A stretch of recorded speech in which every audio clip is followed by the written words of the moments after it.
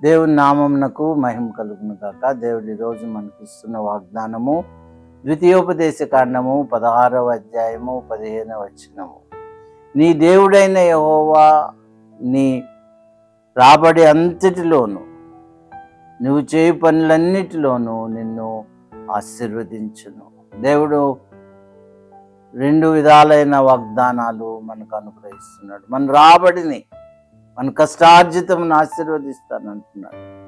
నీ చేతుల కష్టార్జితము నువ్వు నిశ్చయముగా అనుభవించదు అనే కీర్తనలో మనం చదువుతాం. దేవుడు ఆశీర్వదిస్తే మన రాబడి మనకు దీవెనకరముగా ఉంటుంది, సమృద్ధిగా ఉంటుంది.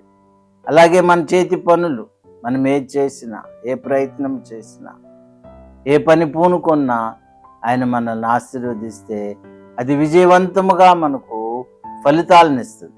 కాబట్టి ప్రార్థన చేద్దాం. దేవా, నా రాబడిని ఆశీర్వదించు, నా చేతి పనిని దీవించు అని ప్రార్థన చేస్తే దేవుడు ఆ రెండు విషయాల్లో అత్యంత కృపనిచ్చి మనలను ఆశీర్వదించి మనలను వృద్ధి చేస్తాడు. అతి కృప దేవుడు మనకు దయచేయను గాక. దేవా, మా రాబడిని, మా కష్టార్జితమును, అయినా మా చేతి పనులను దీవించి సమృద్ధితో నింపమని యేసు నామమున ప్రార్థిస్తున్నాం తండ్రి. ఆమేన్.